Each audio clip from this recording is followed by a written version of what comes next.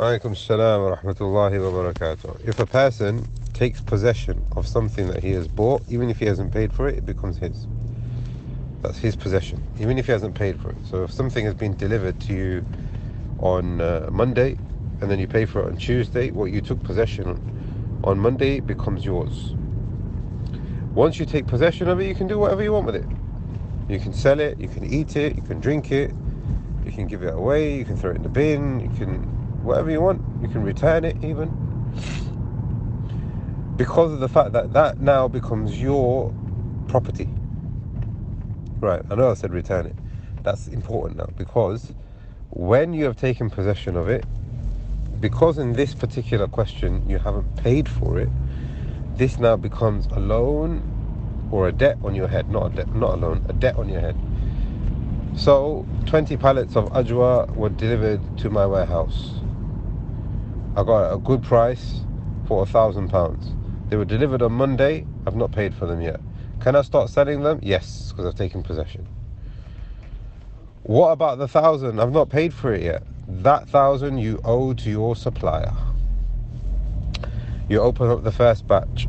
You find that it's infested with insects. That happens to dates, by the way. So then what do? Do you return the whole lot?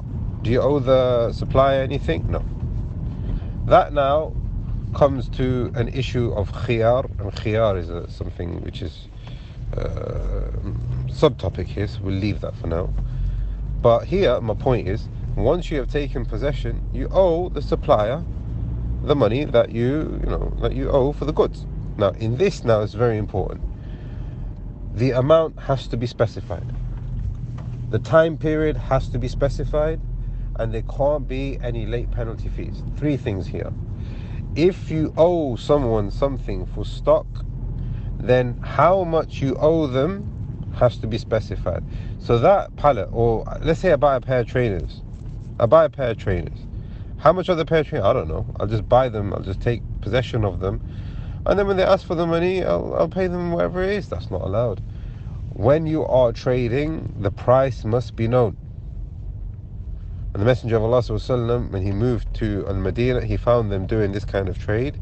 He said, بِثَمَنٍ مَعْلُومٍ وَأَجْلٍ مَعْلُومٍ وَكَيْلٍ مَعْلُومٍ. Make sure that the price is, and this is Sahih Muslim, make sure the price is known, the time period is known, and the quantity is known. And this is what I'm saying now here. When you have bought something and you've not paid for it, how much you owe the person, the seller, must be known. How long will you take to pay that person, whether it's a day full payment or whether it's in installments over a period of time, all of that has to be specified. And the amount has to be known. I mean, the amount will be known anyway when you have bought the item. But I would say that there is another thing which is important in this all, which is that there can't be late penalty fees. This is something that you will not find in the hadith, but this is something which is being used in trade today, which is that if you delay a payment, you will be charged extra, and this is haram. It's not permissible. This is a form of riba. And the reason why it's riba, I mean, we've talked about this previously in other audios, etc. But if a person was to owe another person 1,000, and he says, if you don't make the payment, I'm going to charge you 1,100, for example, that's riba. You've added to the 1,000 100. And that's a form of riba. Therefore, I will say, in answering your question, what you have done is fine. You've got a supermarket, you've got the stock come in, you've accepted the delivery, you've not paid for the items just yet, that's fine. That is owed to the supplier. You must have a receipt, you must have an invoice. The price is known. You have to let your supplier know as to when you are going to pay, how long it's going to take for you to make those payments, and there can't be any late penalty fees. And if that is the case, then once you have taken possession, it becomes yours, and you can do whatever you want with it.